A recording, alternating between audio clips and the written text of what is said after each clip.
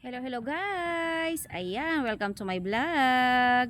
So ayan guys, pasyalan natin yung bahay nila Opa. Papakita ko sa inyo guys yung bahay nila Opa, no? So mamaya, ayan, lilipat na sila dyan. Ayun guys, ang bahay nila Opa. Ayan. Yan, zoom out na natin at lapitan natin ang bahay nila Opa. Yan. Ang ganda ng bahay nila guys. Yan, ginawa ni Bossing yan guys, yung bahay na yan, siya lang mag-isang gumawa. Yan, dati yung chicken house natin, no, yan.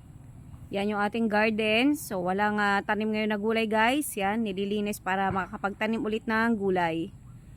Yan, ang bahay ni Ila Opa, ni Red at ni Brown. Yan, kasi gusto nila guys mataas, no. Ayaw nila yung nasa lapag sila, yan, ayaw nila nasa lapag. So ayan ang bahay nila. Yan, naharangan na lang yung paligid para kung malakas yung ulan at anggi, hindi sila ginawin kasi mahina sila sa lamig. Yan, ang ganda ng house nila guys. O, diba? O, relax yan kanilang house. Saktong-sakto yan, hindi sila makakaalis dyan, hindi sila malalaglag.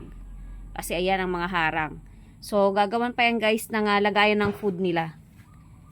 Yan, ang ganda ng house nila. Kita mo naman yung kanilang bubong, oh. O, diba? Yan ang bubong guys. Yan, o diba, diba? Masaya na naman sila dyan. Yan ang kanilang silong. Para kapag yung mga dumi nila mawawalisan, no? O diba, ang ganda ng bahay nila Opa. Ayun na guys si Opa. Ayun na guys si Opa. Akyat na siya sa kanyang house. Ang galing, ang bilis Ang bilis ni Opa umakyat Opa!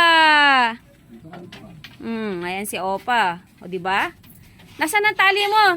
Nagulo na. Ay, tsura ng hair mo. Nawala na naman yung tali ng buhok mo, Opa. Ayan si Opa. Tapos, si Silong naman susunod yung dalawang mag-ina. Ayan na, yung dalawang mag-ina. Hinahanap ni Opa. Akyat na sila. Hindi sila marunong. Hala, nasilo na siya. Ayan si Ola. Ayan, akyat na sila. Oo nga, takot sila umakay. Hindi, marunong naman Pero si Opa, dalawang step lang O, yan na, mga friends mo. Nahanap niya agad O, yan yung mag-ina, si Brown at saka si Red. Hinahanap agad ni Opa Sabi niya, kulang. Sabi niya siguro. Ayan, yung mag-ina. At ayan lamang guys. Thank you for watching and bye-bye.